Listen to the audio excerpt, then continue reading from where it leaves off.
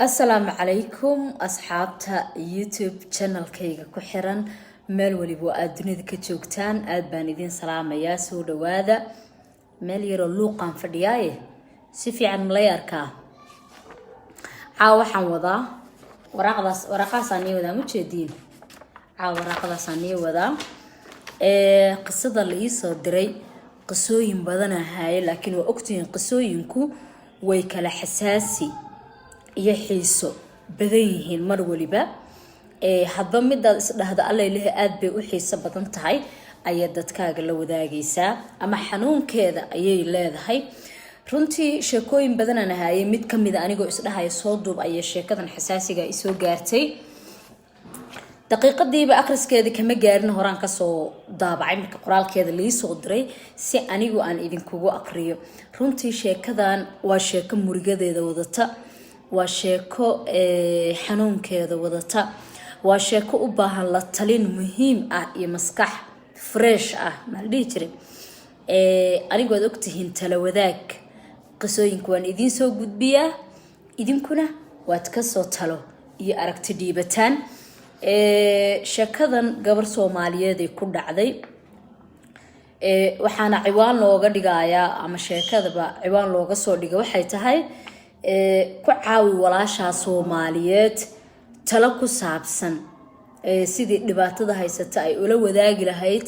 waalidkeed ama ay uga bixin lahayd dhibaato adag oo haysata waay gabadha sheekadan in la soo wadaag waxaan leenahay madaxayga lama arkay caawi waa tahay marka sheekadan runtii murugadeeda leedahay waxaan rabaa idinkuna inaad markaa si fiican u dhuuxdaan talo muhiim aad gabadha walaashiina aad ka soo siisaan sheekadan waxay ku bilaabanaysaa raalli hadaan saa idin soo eegin maxaa yeelay warqadan ka aqrinaya hadda aniga newskay ka soo baxay kadibna idinkaan idin soo duubay okay waxa la yiri gabadhaani waxay muddo 3 sano ah xiriir jacayl ah la lahayd wiil ay saaxiibo ahaayeen wiilkana waxa uu gabadha ka dhaadhiciyay inay isqudba sireystaan sheekada saas ku bilaabanay muddo 3 years aad wiilka wada socoteen 3 sano markaad wada socoteen ayuu wuxuu ka codsaday inaad si hoose isku aroostaan ama si hoose aad isku qudbirsataan malda magacaas fiican baaqan si hoose isku aroostaan isku mehersataan aroosna ma la dhihi karo waxaasi soo maaha wiilka marka waxa la yiri muddo 2 bil kadibna reerkeedu uu u sheegay inay isqabaan way iska dhacdaa inta badan oo waxa la leeyahay abaayo maadaama aniga 3 years aan waqti isku soo lumino dad isla soo socday aan nahayo maxaa la yiraahdaa oo isjecel oo kaal iska arag ah si kalsoonideyna ay cirka isku usii gasho ani adi ay ismehersano labadan bilood inta aan iska diyaarinayo aan isii mehersano kadibna reerkaaga ayaan ka doona war maxaa dadajinaya 2 bilood wax weyn ma haymo iska sugo ilaahay amuurtiisa kadibna uu reerkeeda u sheegay inay isqabaan guurkeedana mid la wada og yahay laga dhigaayo aroos weyn oo balaay ka dhacdayo qatar ah u dhigaayo sababtana waxay ahayd inuu isku diyaariyo labadaas bilood si uu sidoo gabadha u sheegay waxay tiri gabadhaani wuxuu yidhahay labadaas bilood oo isku diyaarinaya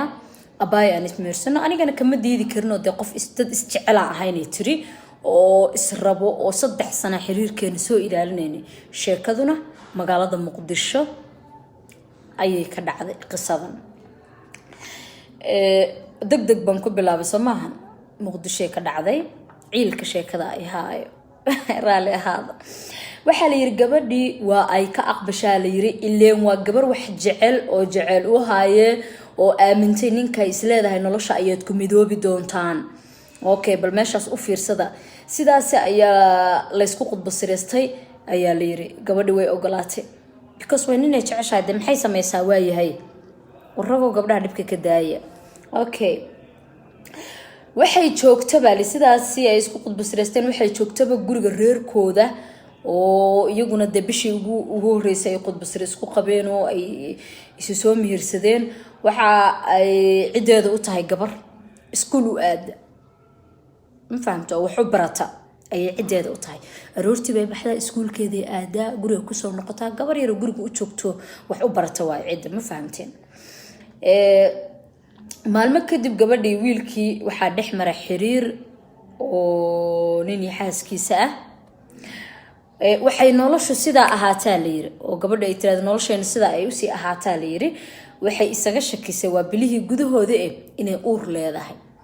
hadda dhaweysa rosan bishii labaad markay isqabeenba gabadhii uur isaga shakisay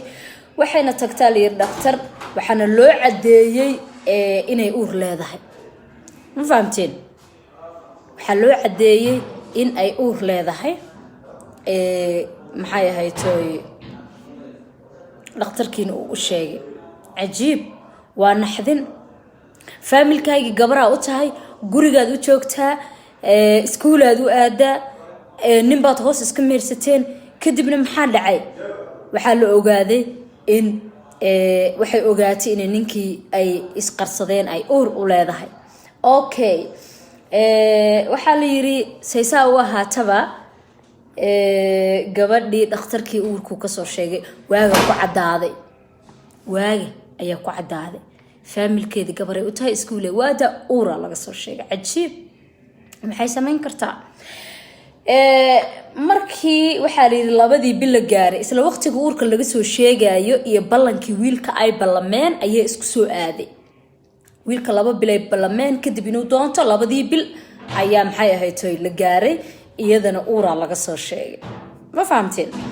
okay waxa la dhahay markii labadii bil la gaaray ayay gabadhu u sheegtay wiilka inay uur u leedahay sidoo kalena la gaaray maxaa la yiraahdaa waqtigii ballanta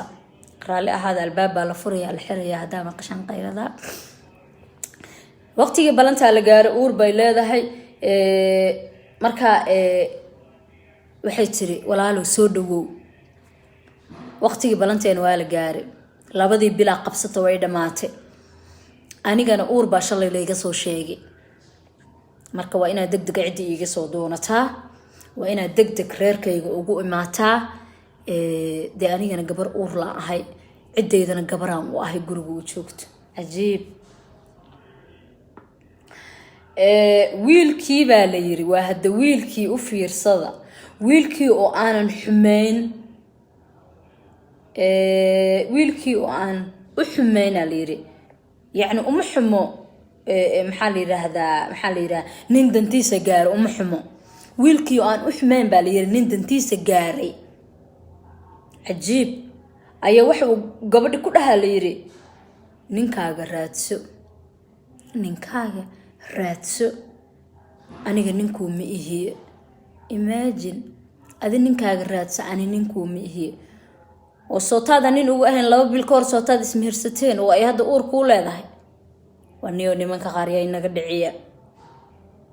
okay ninkaaga raasu dhaanin aniga kuuma ihi midda kale adiga iyo uurka aad sheegayso shaqo iyo shuqul aan idin ku leeyahay malowda adiga iyo uurka aad sheeganaysaba shaqo iyo shuqul aan idin ku leeyahay malahan u dhahay dacaskii maqshima liijire waa nin dhan oo ay garbasaarta u soo qaadato ay u maato dhahdo hebelow ballankii waa la gaaray hebelow xilliga guurkeena la joogaa 3 years waqti ka soo lumiye asaga laftirkiis 3 years kas waqti ka soo lumay maba u maleynaa inuu waqti ka luma kaas adduunkiisa iyo iska maraaye ma fahantay 3 years waqti ka soo lumiye uure u yeelatay way u sheegtay waxay tiri waa kana labadii bil waa la gaaray familygeyga oo imo muxuu dhahay ninkaaga raadsan ninkuu ma ihi tan kaleeto uurka iyo adiga oo meesha artin ka baxo dhahay yaab ilaahay amarkiisa badana waa tahay in cabaara ayay murmeenaa dhahay dooda dhixmarta labadooda waryaama adigaanan iqabin waryaama adaan uur ku leen dood waa taqaana 2 qof oo isqaba kadib wuxuu yiri warkaaga hadiiba sidaan uu yuhu dhahay waa iga furantoo dhahay hani isoo sheeganno dhahay waa markay murmeen ay qaylisay ee dhahda waryaa indhaha u shida is dhahday indha u shidashadii maxaa ka dambeeyay wuxuu yiri wax ma ku sheegaa ani adiga shaqo ismini waan ku furantoo dhahay faqaf noo kala kaxay subhanallah niyo damiir xuma ya kaas damiir xuma nin maba ahane soo ma asxaabe wiilish qarkood waxa laga yaabaa inay is dhahan farxiin maxaa ku dhacay laakiin waxba igu ma dhicin sheekada gabadha yarta ku dhacday baan aad uga qiireysanahay inta fiican raali ha ahaato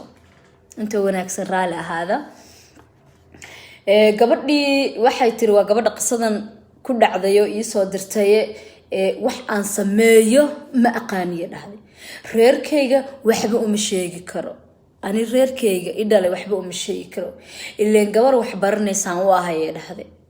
ninkii aan nolosheeda ku aaminayna waa kan intuu caloosha ii buuxiyay meel cidlaa iiga tegay subxaanallah subxaanallah wax aada looga naxawaayo soo moogid wax aada looga naxawaayo gabareero walaashaayo miskiino iskuul dhiganaysa intaa uur u yeeshay maxaa banaanka ugu diray marka hore maxaa kuu geeyay marka hore beenta u sheegay 3 years kas ma dhahed walaale ani ma ku rabi gabdhaha ishooda yeesan idinka soo bixin